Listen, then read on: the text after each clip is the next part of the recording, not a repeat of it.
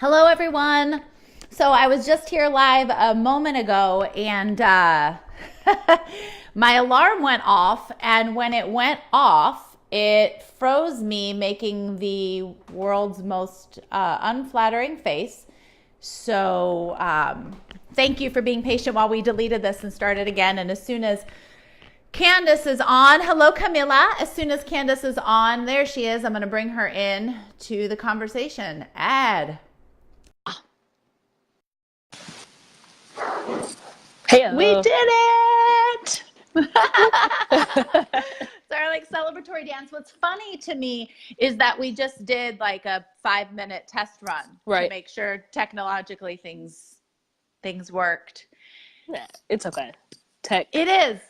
I was actually retyping everything out and thinking about how it wasn't that long ago that something like that would have stressed me out. Mm, Yeah. that's true. Would it do that to you as well? Did that ever bother you? Yeah, I would just get mad. Okay. I would get mad. I'm like, Facebook everything is broken about it. Not that it's my fault, it's Facebook's fault. That I don't know how to use the tech. Be nice to Facebook while we're on their platform. Right. Yeah. For me, so technology is a thing for me that I'll slam a computer.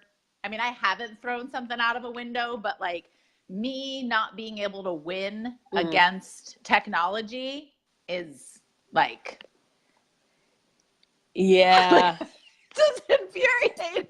It brings up one of the most primal fears in us. And I feel like it's a funny segue into what we were going to talk about today, because it's like we literally were like, all right, here's our strategy, let's plan it out.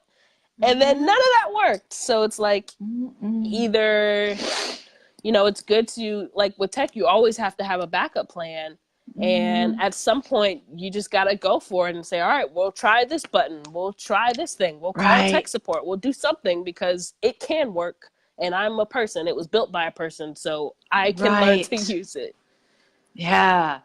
I love that. That's so good. And I think there is, and I'm so grateful for Facebook for the lead into our conversation. Right. But I think there is something to be said for planning it, but with it's structured flexibility, right? And having that. I remember I read somewhere I'm totally flexible and go with the flow as long as everything goes exactly the way that I planned. Of course. And I know for myself personally, I had to really I just had to let some of that go, because even in what was conscious to me in the moment where I was like, okay, I'm totally frozen. Hi, Tanisha. I'm totally frozen as a black screen. What I saw on my end was this, that was the picture that's what I'm looking at on me. I was like, hopefully they don't see that. That's not attractive. But what was running through my head is that I used to be more concerned about if it didn't go the way that I had executed, if I was late, if we didn't start right when I said we were going to start, that there was going to be all of this external judgment. So I spent a lot of time in the strategy and in the planning and all up here, trying to make sure that it would be perfect and flawless before I would just hit record. Yeah, I feel like that's something a lot of people deal with. And I know one thing that really helped is I used to do theater in high school, and I wasn't that great at it, but it was fun. I loved it. And one of the things he said, because we were like, crap, we forgot the lines, we did this wrong. And he said, hey, the audience doesn't know the script. Only you know the script. So they won't know you mess up until you tell them.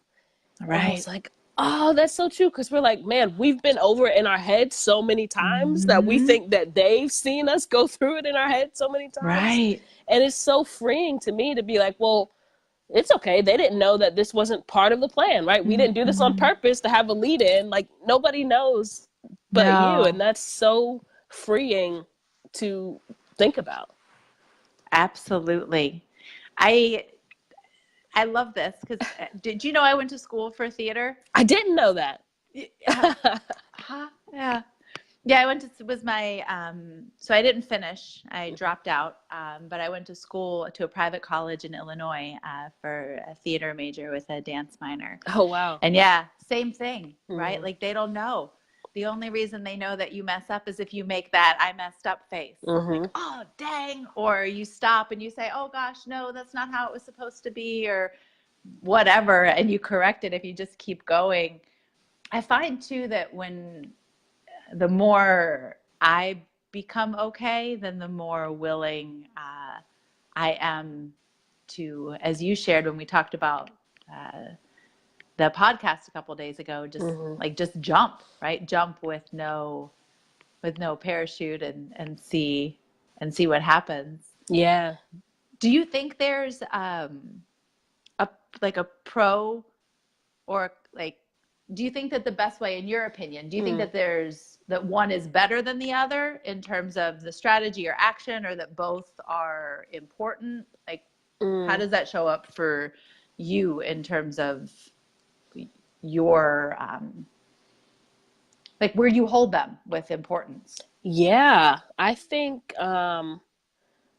it's so interesting because I feel like that it depends on the arena, it depends on the Okay. realm. So, for example, for entrepreneurship, for me, is super action. Like, the more I plan it, the more stuck I feel. Like, in order for me to really feel the most comfortable, I just have to go. But I realized recently, I think that's because I can clearly see the outcome that I want. I can clearly see the intention of it. So I'm not really worried about, well, what street to take, because I know my destination. I know I'm going to get here at some point. Versus, That's so good. yeah, and then in other areas of life, versus like relationships, for instance, I'm like, I don't know what's happening because I don't know what that would look like. So I'm stuck on, okay, I need to get the path perfect, because if I have a perfect path, maybe I'll like the outcome because I can't see it in my head. So for me, it's whatever path that leads to the least resistance to getting to the place. I'm not as stuck on the path if I clearly know where I want to go. Are you attached to the where you want to go? Like, what if that changes? I mean, as an entrepreneur, like, I mean, that's like, do you have like super like specific, clear, no, I know exactly where I'm going? Or is it like a big general concept? I don't want to make you share it if you're not open to that, but like, is it broad where there's different, like different on ramps? Like, is it a big thing, or is it like no specific, I want this much money, this much influence, this kind of business? Like, what's your end game in terms of the entrepreneurship? Yeah, that's a great question. And I think you're right that it does change. So for me, it isn't like, okay, $1 million, like I've made it. Right. But for me, it is, I want freedom. And what freedom looks like for me is I can decide what I don't want to do, how I don't want to spend my time. And so I'll know that I get that when there's an opportunity and I can say, well, no, I don't need the money. That doesn't excite me. I don't want to do it. Like, I'm free at that point. So I know that even if, okay, this podcast thing, like Apple just deletes it and nobody listens to it, and then I have to switch to YouTube, like, I know that I'm aiming towards the point where I can turn down things or decide to not take meetings or not do something, and like, that's cool. Like, my lifestyle doesn't change. Like, I have complete control of that. So that's kind of an end result that I feel like, regardless of the path, that I can actually achieve. I like that. Yeah. What about you? I bet that resonates with people, right? Like the freedom to choose, right? Yeah, it's a big one. And it's so funny because I was just on the phone with my dad literally yesterday, and we were talking about, because I'm getting ready to graduate, and I'm like, I don't know what job I'm doing. I don't know what's happening. And he's like, it's so interesting to him that entrepreneurship, podcasts, going to networking events, coaching, like all those things. I'm like, yeah, I don't know. Let's just fly to Atlanta. Who cares? And then with something like filling out a job application. I'm like, oh no. And he's like, most people would be scared of the things that you're just doing. And most people just do the things that I'm overthinking. And so it's just an interesting dichotomy that, one, nobody's perfect. Like, the things that I admire about Michelle are usually the things that I feel like I lack in myself. And I don't often give myself the credit where everyone's like, oh my gosh, you're doing all these podcast things. And I'm like, but jobs, but relationships, this is all scary. But I don't see that because it seems so easy for everyone else. So just. Absolutely. Yeah, I love to give people the freedom to just say, like, hey, you have strengths, weaknesses. You are action takers in something because there's something you take action on. And then there's some things that you have to plan because you may not know, or you may not feel as comfortable. And I don't think one is right or wrong. It's just not getting too bogged down in, like you said, the step-by-step, the $1,470,000 by 2022 at 8 p.m. on Wednesday. Because or else I suck. Right. And I'm a loser and it was all for nothing. Mm-hmm. Yeah, that's so good. And I think the cool thing that, at least for me, the awareness that came when you were speaking is that if we are doing it in one area, you can do it in another area. So a lot of times what we need to do is just map some of the behaviors and the concepts into different areas in our life, right? Like, it's not like you're not capable of doing it. And you're so, at least for you particularly, you're so clear on why it's one way over here and why it's not in this area. That doesn't mean that you don't, like, first of all, you don't have to change, right? Like, you can keep going in the way that it's going. If it's serving you, awesome. And if you would want to be more either calculated in the entrepreneurial area, or more whatever, let's do it in terms of the job, then the answer is in what are you focused on, right? At the end, like, what's the big picture? And even if you don't know, something that I had to learn is the importance of just like making something up and giving yourself that permission to just go and see what happens and allow things to change. Because that used to trip me up specifically around like goal setting, was that if I didn't have it exactly like believable that I could achieve it, that I could make it happen and have all the details, then I wouldn't take any action, because I would want to know that it was going to be successful before I took even step one.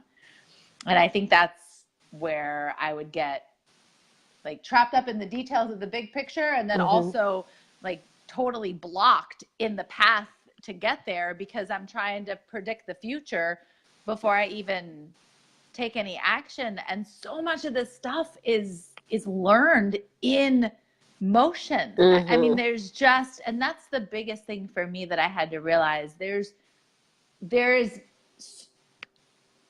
I just don't know that you can really mentally prepare for, I don't want to say anything, but for much of anything, right? Like, even if you go through training, I was talking with a guy earlier today who's in the Army, and, you know, he was saying, it's like, we go through the training, but then you get into war and you can't train for that. Yeah. Really, like, you can train to a certain degree, right? Or people that are pregnant, you can read about having a baby, but it's not the same as when you have a baby. Or you can train to be in a fight, like if you're an MMA fighter, but until you get hit, you don't know what that feels like, right? Like, you have to be willing, I think, to plan enough to get you into action, whether that planning is the long term, right? I know where I want to go in terms of freedom to say, no, boo, I'm not doing this Facebook Live with you today. I'm going to the beach, right? Or I'm in Australia or whatever. Or if it's, I want to achieve this certain level in my career path or have this certain job, like, whatever, plan enough to take action, because that's where we learn. I mean, that's, at least for me, I mean, you don't know what works or what doesn't work in theory. And I know so many people, and totally used to be guilty of this. And like you said, right, I'm certainly not perfect at all. So where I still get tripped up is worrying about trying to use my current awareness and my current level of vision to be able to predict 10 steps down the path. Ooh. That's a good one. Like, I literally, I can only see right here. Right? Ooh, that's so hard. And so what do you do when you find yourself and you're like, okay, so in 2022, I need to make sure that, right, I have all this together. Like, how do you get out of that when you find yourself going, because for me, it becomes a spiral. Then I'm like, crap, I should have did this 6 days ago. And now I'm behind for something that might happen 10 years from now. Right. Yeah. Might as well quit. Go back to bed. Covers up over the head. Peace out. I'm out. Yeah. Let me go back to waiting tables. Something that helps me out a lot is I actually, and I learned this from one of my friends in our community who's a coach. I'll snap my fingers, hey, come back, right? Be here now. And then I just ask, what's the next best thing I can do, like, right now in this moment? What's one action step I can take right now? Because when I find myself spiraling, and I'm glad you said that, because I mean, I can go from here to meltdown like a slip and slide, you know what I mean? Like, real quick. Right. And it's not like fun, like, woo, it's like the scary death drop. So in those moments, it's about come back to the present and what's something that I can actually do and take action, which gets me out of my head. And for me, I mean, I really think 100% of the time that action is what creates the motivation to keep going, right? Because then it's like, okay, well, what's the next best thing? And sometimes, Candace, that's a moment to moment, like, choice, right? Like, sometimes just the one thing is enough to bring me back up and I'm good. And then other times it's like, okay, I did that one thing. What's the next best thing I can do right now? Okay, what's the next? And literally, like, baby stepping my way, like, out of the spiral. I love that. I love that. That's so cool, Michelle. I like that you have something physical to remind you to do something, like take action about it. And one thing that I've been practicing, which is pretty cool, that I actually learned from Ariel, is that I have this thing where I'll get really stuck, and I notice I get really kind of still. It gets to me. I feel drained, like my head starts to hurt if I think too much.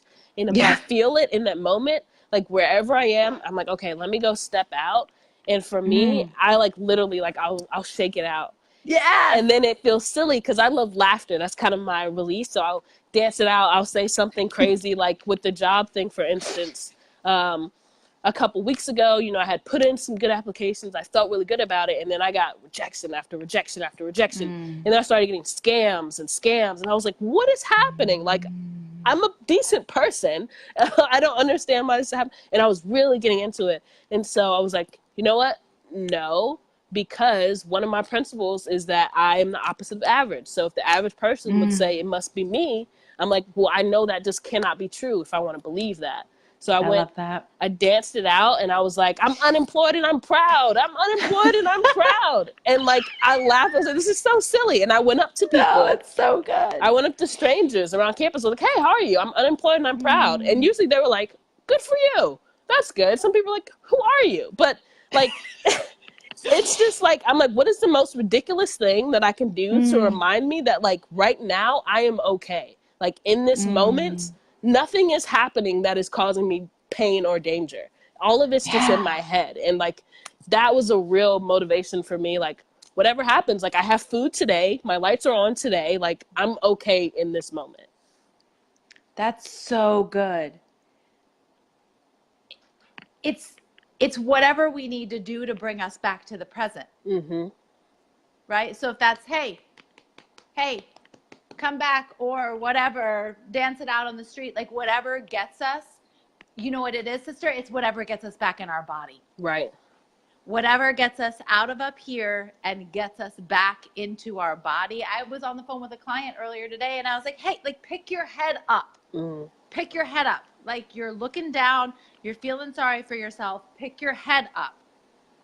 Look around and get back to work. Like, and sometimes, and that's not always, I don't think necessarily the one size fits all right answer all the time, right? It's not always strategy or action, but something that I learned from Sean actually years ago was the concept of understanding what your recovery and success recipe is.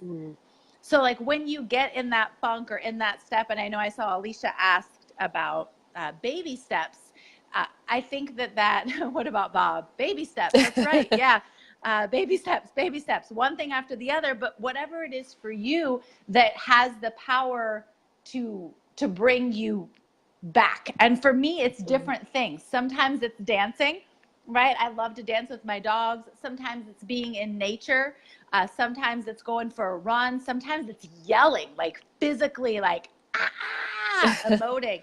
Sometimes it's like punching like pillows and just like getting the energy, like moving. Sometimes it is just the question or journaling or going for a walk. Sometimes it's, I got to shut it down. Like I just got to take a nap, right? Like sometimes there's just the other things aren't working. And it's like, you know what? Maybe I just need to do like the kids do and lay down for a minute and then wake back up and start over again. And I think if we can pay attention to the things that bring us joy and that light us up and that have us feel good, then in those moments, and I actually encourage my clients, I don't know if you've done this at all, but to write it down, because I think it's impressive that we remember stuff when we're spiraling, but a lot of times when I'm in that space, I forget like all the things. Right. It's like everything that I've ever learned. I'm like, I have nothing. Right.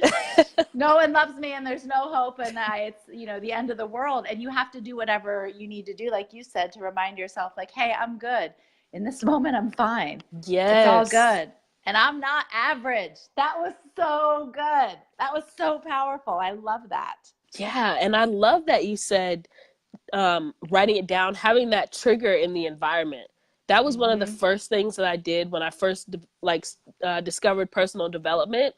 And it was saying like, you are the product of the 5 people you spend the most time with. And, things seep in. And I started to realize, okay, if these negative thoughts, like where are they coming from? Oh, this is from this person. This is from this TV show. Like I would have like all these like crazy thoughts, like what if, and I'm like, where did I see that? I saw this in a movie. Like, why am I afraid of this thing? Like all of these things that affect you.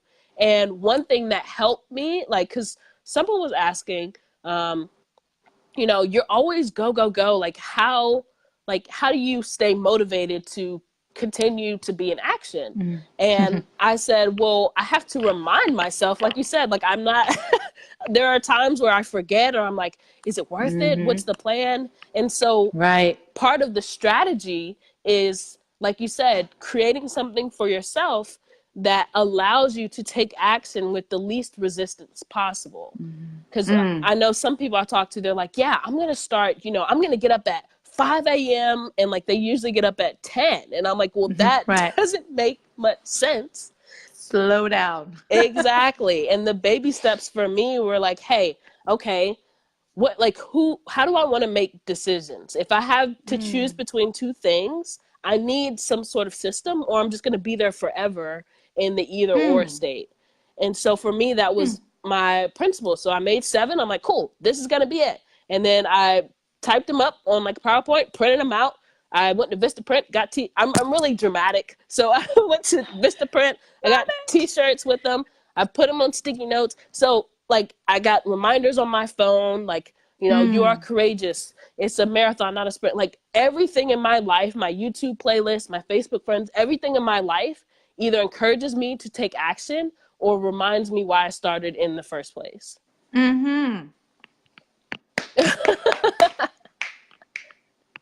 I'm trying to bring that back. That's before your time. Do you know that? The 3 snaps in the Z formation? I feel like it's a GIF now. Okay, so No one's on board with me bringing that back, by the way. It doesn't stop me, though. Keep trying. Love that you said that. And you know what? I was talking about this on the Facebook Live last week, and I think you and I even spoke about this in our conversation, where I was like, no, I didn't go T-shirt. I'm like, oh, dang, I got to up my game. I got to up my drama game. But I'm the same way, like, right, with the stuff that's in front of me, with the stuff that's behind me, with the things that I read, with the things that I listen to, the stuff that I watch, the people that I hang out with. If you're not pushing me, inspiring me, helping me see like why I started, where I'm going, casting a bigger vision, then I don't, it's a no. Like, it's a no for me, right? I know, Erin, isn't she so fabulous? Do you not like my plain white T-shirt? Yeah, I think that is so important. I remember, oh man, it was early in personal development. I was in the direct sales world at the time. And I remember sitting on the couch. You know how you just have those moments that like stick in your brain? And we were watching Law and Order SVU. And we were like, and I used to like love that show, right? And we're like probably maybe 10 minutes in. And I just remember looking at Amanda and I said, why am I watching this horrific television show right now? Like, it just, and it's not that like no shade thrown at the acting. It's just like, why am I consuming a show about child molestation and sexual assault and violence? Like, what we consume into our bodies, into our minds, into our spirits is what comes out of us. And most of us, we don't understand, right? We treat our bodies, or we treat our minds, we read crap, we eat crap, we sleep crappy. We have friends that, God love them, are not going anywhere, and at this point in their life, they're just settled. And then we wonder why we're not going anywhere, but we're literally giving no fertilizer, no fuel, no breath, no oxygen to what wants to come out and grow out of us. And if we treated our cars the way we treat ourselves, they would never leave the driveway. Right. I love that, Michelle.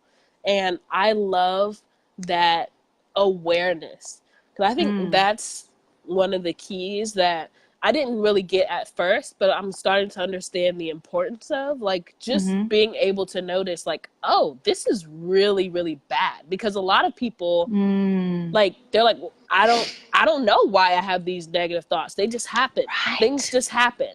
And when you can break it down, my dad calls it slowing down time. Like, when you can slow it down to a pace where you're like, that conversation really made me feel more tired after the conversation. Like you can't change something if you don't know what's happening. And I think a lot of people just live in a state of like, oh my God, it's so much. And you have to become aware enough to realize every interaction, and then realize what is positive, what is negative, what's having influence, what isn't, and then making the decision to change it. If you want. That's true. It's somebody, this is not my concept, I've read or saw somewhere, if you think about it like a bank account, right? That things are either a deposit or it's a withdrawal. And we only get a certain amount of like energy units in any given day. And I teach that, like, that's a big thing for me, right? Like, you can't, awareness doesn't change anything, but it is the first step. Right? Like, we have to start to look at and slow things down. And something that I've learned to do as well is that if I am not feeling good, right? Whether an emotion that I'm judging not good, maybe I'm angry, maybe I'm super tired, drained, unmotivated, to be like, okay, what preceded this, right? What was the thought before this moment? What was the action before this moment? And if we can back it up, there's a lot of power in that.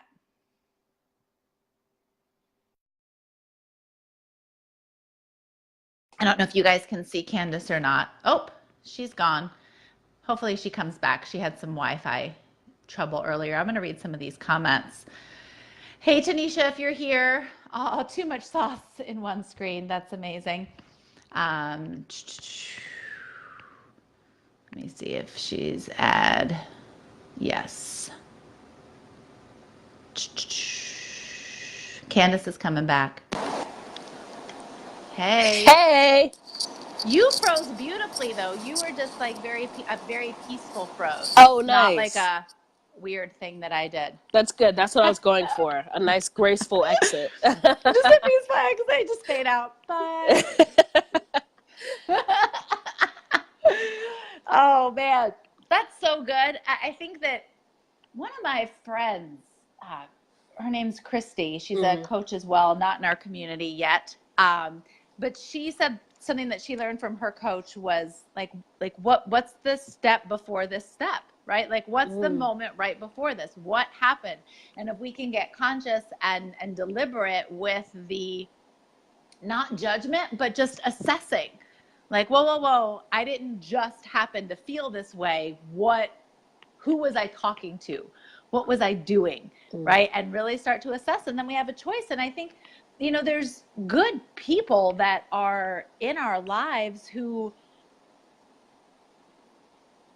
to me, the universe is dynamic. So I'm not a science major, but there's no standing still. We're either growing or we're dying. And when I got really, really serious about what I wanted to do and what I wanted to create for myself and for my life, I got selfish and unapologetically so about, doesn't mean that people aren't good people, but when I get on Facebook, there's just certain things I want to see. And you don't have to be into personal development. I'm cool to see pictures of your kids and your dogs. I love that kind of stuff. But that brings me joy, and that joy adds value to me. But if it's always negative, I tell people all the time, I do not hesitate. Block, unfriend, block, delete, bye. No, because I mean, this is my life. And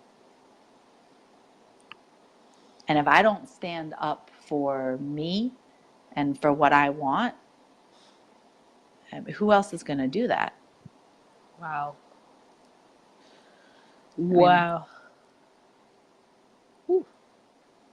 Right? This is my life.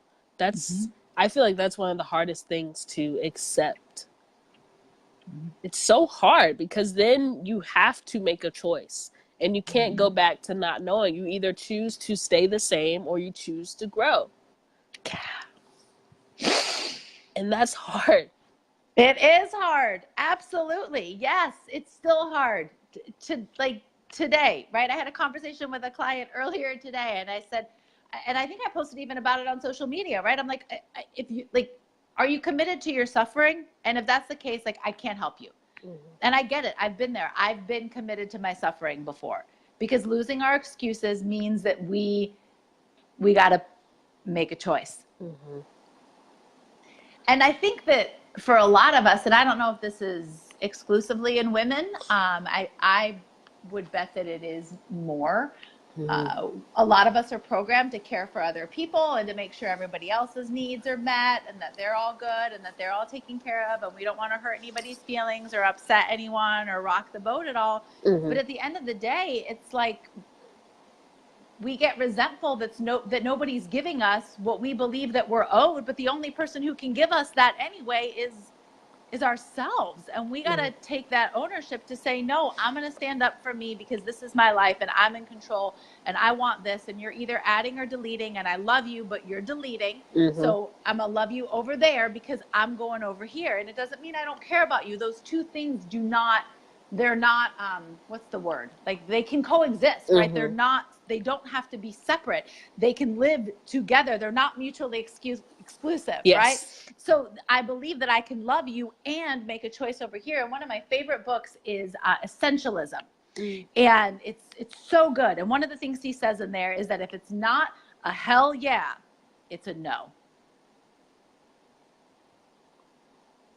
but that, like you said, that choice, especially when it comes to opportunities and to people, that's not easy. That's why I have so much respect for you, and because I've seen you do so many things that have been at such a young age, you choosing like you and your needs and what's important for you. I know you've mentioned him a couple times. Is your dad, is he a pretty like influential role model in your life? He's the guy. He started me reading Rich Dad Poor Dad at like 6. Like, we didn't read kids books. We read like business books and like life books, and we would do like little life experiments on the weekend. Like, he would go to a car dealership and he would dress in like sweatpants and like a holy shirt, and then he'd be like, all right, now pay attention to how people treat me. And I'm just sitting here like a kid, like, okay, Dad. And like, no one said anything, no one did anything. And then he'd come back in like a suit and they're like, sir, how can I help you? And like all of these, like, just teaching me how to be aware of how people are, and teaching me that, you know, the world isn't going to give you anything, but there is opportunity, and don't be afraid of opportunity. And so I think that's something that I've been super fortunate to have, that mentorship and that guidance. And I think I often don't realize how rare it is, because I'm still a kid. I'm probably going to always just be a kid in an older person's body. So.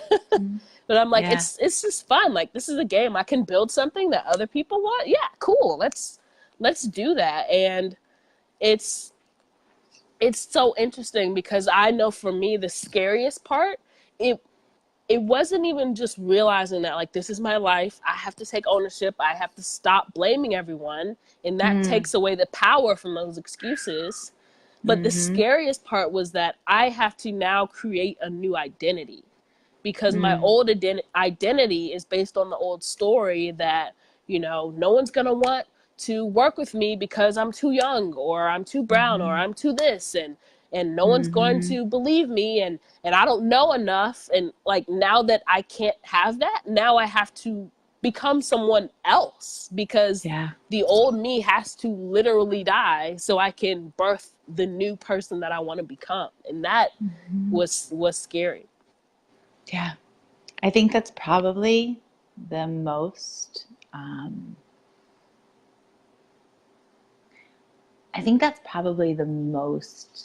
terrifying, if we've based our whole life around these rules and excuses.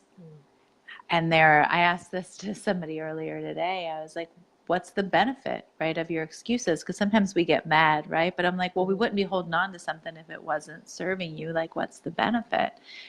And she's like, oh, I mean, and I forget her exact words, but the gist of it was that it gives her a reason not to try, right? Like, it's a safe exit, right? Because if you don't know enough, if you're not ready, if you're still in strategy mode, right? If you're still planning, I mean, and then, I mean, if you're too brown, well, I mean, you're good. You're off the hook. Then that can always be it for forever, right? And you're always going to be younger than someone, right? So these types of things, they're dangerous, because and especially I think when we can convince ourselves that they're real, right?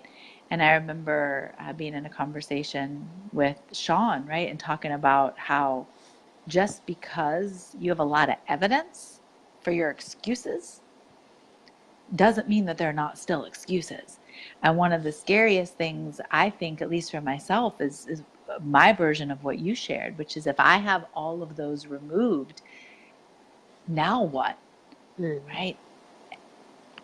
But what I was sharing with this woman earlier today is that for me, it all goes back to like, but if I am gonna go down, I want to go down swinging. Like, right? I want to know, because I think for us, our biggest fear is confirmation of that.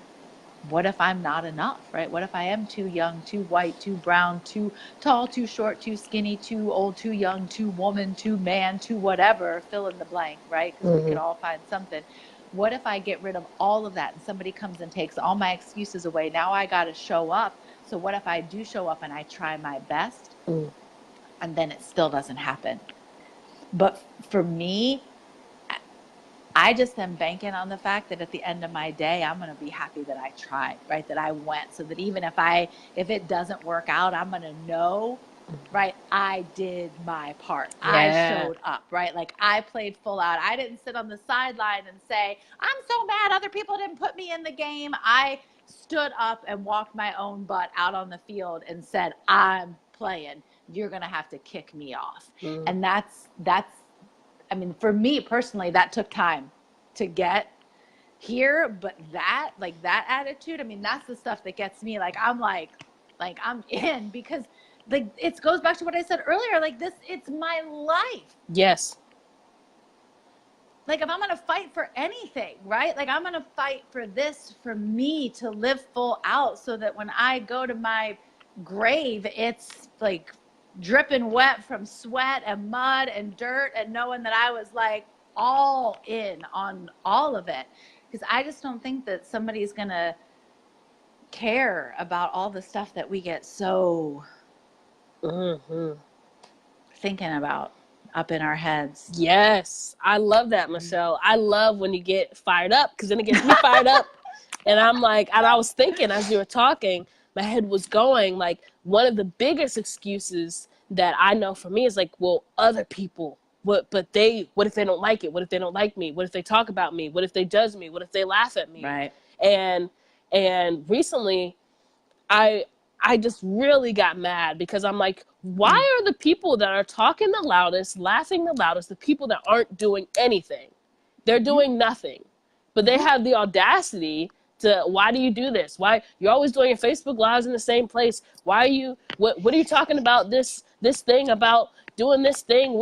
What's your real job? You went to school, why are you always going to, I'm like, where are you? You're in the same place that you've been for 40 years. Like, what are you doing? You have the nerve to say something about, but then I was like, you know what? It makes sense, because you said something that was similar to the notion that, other people get intimidated by your light because it makes them aware of how they've dimmed their own light.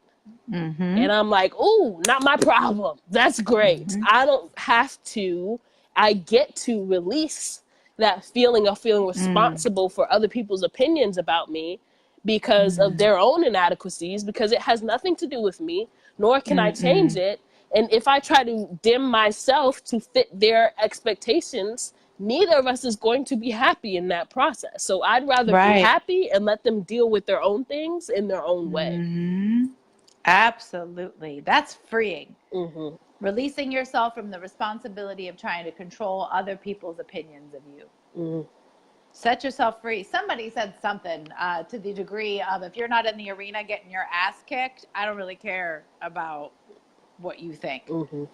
I mean, everybody is an NFL player, eating chips on their couch during the Super Bowl. Right? Like, okay, that's fine. And consider the source. And even when we consider the source, still understand everything's coming through their own lenses anyway. Something that I had to learn was so simple. I'm like, I could be standing at Target and holding the door for somebody. And if they walk through the door and make eye contact with me and smile and say thank you so much and tell me to have a good day, that's because of how they feel, not because I held the door. And if somebody comes through the same door 2 seconds later, doesn't make eye contact, grumbles, and stomps right past me, that's because of them. It has nothing to do with how I held the door. Like, other people, we think we have way more influence over the people around us than we actually do in terms of creating the feeling, right? Like, we're not, like, I had to check myself. I'm like, you're not that powerful. Right? I mean, honestly, like, it's not all about that. And a lot of people, something that I had to realize too, and I said this at one point, I'm like, sometimes your too much is just the right amount, but you're just serving it to the wrong people. And we got to pay attention to who it is that we're talking to and who it is that we're focused on, right? And I mean, I don't take their opinions to the bank, you know, if I wouldn't trade places with them. I mean, thank you for Right. sharing, but it's all just your experience of me anyway. Right. Like, it actually doesn't have anything to do with me. Right. And for me, it's like, I don't know anything about their life to make a judgment as to, oh, they probably meant, or maybe they were trying, oh, they purposely wanted to hurt my feel. Like, all of it, we're all just selfish. They're just thinking about themselves. And they're projecting it onto me because people are saying, well, you can't do XYZ. You shouldn't. You should just. And I'm like, you're going to feel this when you do this. And I'm like, how would you know how I would feel when I do something when you are not me? And I'm like, we do that so many times. Like, someone's going to be mad at me for expressing my opinion when I don't have any control over, nor can I ever know their emotions. And it's like, it's another reason to not take action, another reason to not have to do things. It's another sexy excuse. I don't want to hurt anybody. Who says they were getting hurt? Right? Did you ask? Right? I had a conversation with somebody just yesterday via text. I say conversation, but it was text. And she was talking about how, well, he didn't want to do this. And I was like, he didn't want to do it? Like, how do you know? Because most often, and it was not the case for this particular person from what she shared with me, but most often the case, we don't know, we assume, right? I was talking to somebody earlier today about this same thing. This is so prevalent everywhere. And it's so funny because the people that I'm talking to are the people that are in this work. And that's what I think is really important for people to know and understand too. This is ongoing, right? This is not like, oh, one day I get to a certain place and I don't deal with this anymore. We're so many of us are dealing with just programming from society and programming from our parents and generational programming in terms of how we're supposed to interact and think about. And she wasn't asking somebody to do something like what she needed, right? She wasn't putting her hand up for support because she had already decided that the type of life that schedule that she had is going to be too much for somebody else that she hasn't even asked yet. So she's basically said no and taken herself out to protect them from the drama that is her. Right. Right. And it's like, stop it. And to me, what I had to learn, and this maybe wouldn't work for everybody, but for me, what I had to realize is I'm like, that's rude. I'm saying no to people for them. Like, I'm pre-deciding that you wouldn't want to interview me for your podcast. Why don't I ask you and give you a chance to actually tell me no?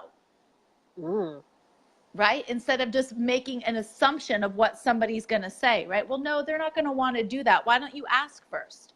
Because right now I have a no if I haven't asked. So if I do ask for the opportunity for, I did this with Erin earlier today because I raised my hand for an offer that she has and her schedule didn't align with things that worked for me. So I was like, well, I respect her boundaries and I'm going to ask for what I want. Worst case scenario, she says no and we figure something out, or I don't do it because it doesn't work for me. Instead, I asked and she was like, actually, I'm available here. Would that work? Yes. Okay, I got it.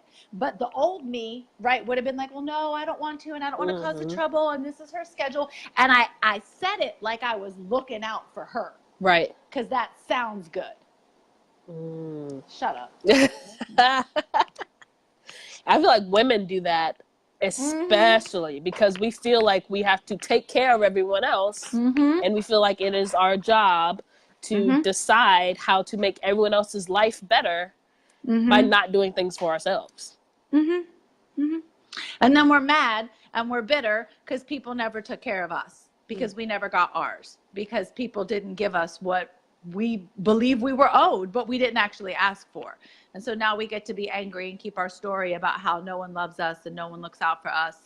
And I get it. I've done it and I can still do it fast, right? One of my favorite comical moments is this was last year. so I'm plant-based, right? And I had ordered, and I was very deliberate with ordering this sandwich, and I was so hungry. Like I don't know if you've ever gotten this way. I get real excited about food. Like I love food. And I was so like craving. It was this grilled vegetable sandwich, and I ordered everything so perfectly. Ari was actually there when this happened. So I ordered everything like so perfectly. I did it right. No aioli, made sure that the bread was right, like the whole thing, right? And I got it, and I took one bite out of the sandwich, and it was covered in aioli. And I was like, oh, slip and slide to meltdown town, right? Like real fast. Right? I feel the pain. Right, because I was so excited. And here's the piece, and this is a big thing for me in my story, right? I did everything right, right? I did what I was supposed to do. It's not like I messed up and didn't order right. I did what I was supposed to do, right? So then the woman comes around and asks if everything's okay. And me, I was like, yeah, I'm fine. Not true, right? Not true at all. She offered to fix it, and I was like, no, it's fine. Because I didn't want to let go of my story. Because if I gave her the opportunity to fix it, if I stood up for myself and said, actually, yeah, I ordered this. This was made incorrectly. I don't need to be rude, but it was made incorrectly. Can I please have another sandwich? Then I got to put my story down. I didn't want to do it. This is like last year, like the end of last year, like not that long ago. Isn't that crazy? And we do it all the time. Yes. Probably more times than we can count during the day. Yeah. Because it's what you said a moment ago, right? Because then if we do that, then we have to embody a new role. We have to take ownership. We have to stop blaming, and we have to make a new choice. And blame is way easier than personal responsibility. Oh, yeah. Or do you ever get this where like you learn something, you learn a concept, and then you're like, cool, everybody else that I know now knows this and should act this way because I now have this information. Absolutely. And if they don't, then I can be mad at them for not knowing it. I'm so guilty of this. And I think because I'm like still getting in, I'm like, oh, this is amazing. And then I'll go out and I'll tell someone one time and I'm like, cool, they now know to never do this ever again, even though I still do it.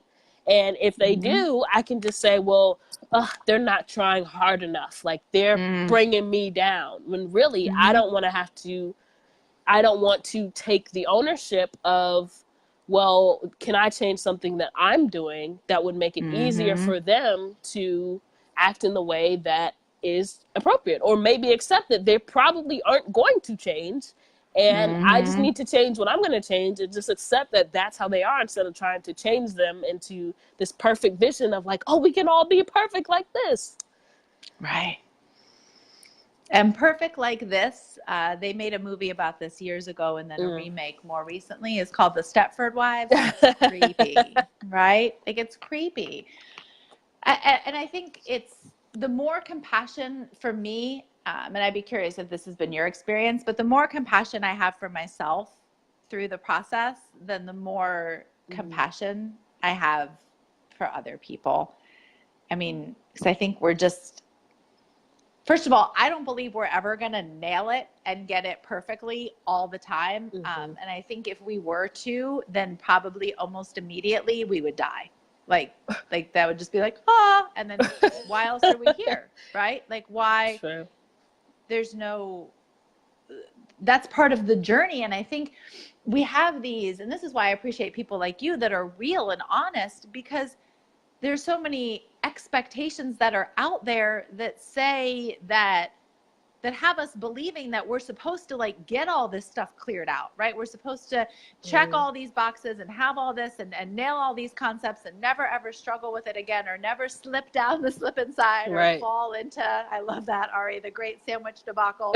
But it was real. My pain was like really like almost grab a towel, hit a chair, like anger. I was so upset. But it's, the realization that happens, and that's part of the human journey. And it's about how we relate to it, and then how fast do we recover and bounce back, and what do we do with the awarenesses that we have. And I find that the more compassion I have for myself through that, then the more action I'm willing to take, right? Because there's less self-abuse inside of how I should have known better or nailed it or figured it out, or I thought I was doing this already, and how dumb am I, and will I ever have it together, and all of those stories.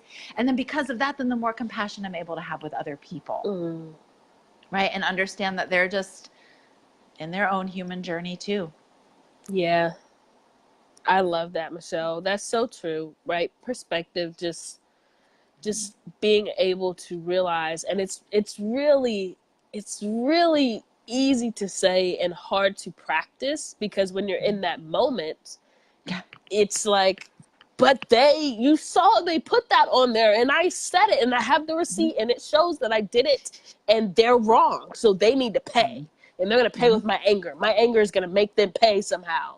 Like, somehow this affects them. And it's so tempting. And I'm a recovering anger anonymous. Like, I was that one who was like, no, the more mad I get, like, the more somehow other people are affected. Like, if I'm having a bad day, everyone else, they need to have a bad day, because they need to know that I'm having a bad day. Absolutely. And misery loves company. Misery loves miserable company. And it hates losing it too. Yeah. That's something that I learned, right? Because they want to bring you back down. And especially, I know you were talking earlier, right, about some of the judgment from some of the people that are in your community life, right? Whether it's online or in person. If they're used to you being the angry one, they don't want to see you go. Right? I mean, I'd rather you just be, not me, right? But the energies, like, I'd rather you just be mad so we can hang out together and complain about how everybody else sucks and how crappy our lives are. And there's no solution in that, and there's no movement in that, but it's blame. And it feels,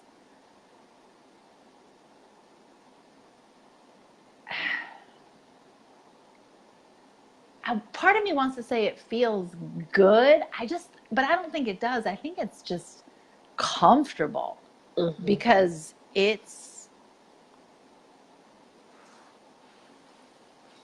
uncomfortable when you're not used to it. I think it's uncomfortable to look at where this is a you problem. And not just to be mad, right? And beat yourself up, but to take responsibility, right? That was one of the biggest game changers for me, is that I had to fire myself from the role of the victim in my life story and recast me as the hero, right? Like, I had to say, this is not the role that you're going to do anymore. I'm going to put you over here. But when you've been living in that other way for any amount of time, I mean, it's as comfortable as, like, throw pillows on moldy floor is comfortable, but if it's what we've always known, right? Yeah. That's so true. What is it? Familiar hell is more favorable than an unfamiliar heaven. Yeah. Ooh, you better stop. I think it goes deep. Right, I know. I want to do this again. I think that it's I think it goes back to what you said in the conversation of why you take action as an entrepreneur. And it's because of that bigger picture, that hope that there's something there that's that's on the other side, that's worth walking through the flames for, right? That's worth it. And at least for me, like I said, maybe I won't get it, but I'm going to know that I was running. right, for it the whole time. Right. And I think that the more that we are able to source our enoughness internally, then the easier it becomes to take the steps, right? Then the less we have to source our certainty in the path, right? We can trust that I'm unemployed and proud of it and Right. dance in the street and know that it's going to be fine because we're going to be fine. And ultimately, at least I think about for you, I'm like, the life that I hear that you're trying to create and what I see in you and what I love and what I'm so inspired by, like, I'm just thinking, what kind of jobs are you applying for? Because I don't even know where you're gonna fit in, right? Like Right. into that like structured. I don't know. I mean, that's the concept, right? You commented on my Facebook post earlier. That's Steve Harvey, right? Sometimes we're pushed by things that appear to be negative, but they're actually bigger blessings. Yes. Yeah. Yes. You can either do it on your own or fall out, but at some point, if it's in you, it must come out. That's what I believe. It must. I love that. Yeah. Thank you for saying yes to hanging out with me today. Yeah, this is fun. I like Michelle's tribe. You're amazing and a gift in my life. And you are somebody who definitely inspires me to run and to take action. And I was thinking earlier that there are a lot of people who,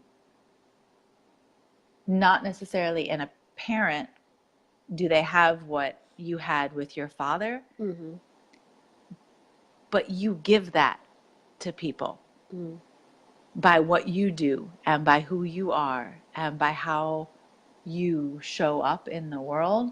You are that mentor and giving people these experiences and expanding their minds and expanding their perspective. So I thank you for that, for who you are in this world. And I'm excited to keep talking to you and see what comes up. And I just thank you. Thank you for saying yes. And this will not be the last time that you see Candace.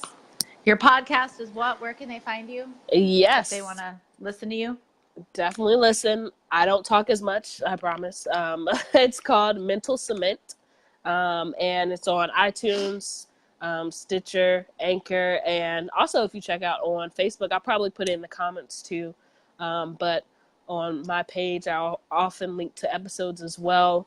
Mental Cement, and it also has its own Facebook page, so you can check it out there. I love it. Thank you, my friend. Thank you, Michelle. Keep being awesome and keep holding space for people. That's one of the things I think is one of your superpowers, is that you have an ability to listen to someone and make them feel heard in a way that most people just want to talk until it's their turn to talk.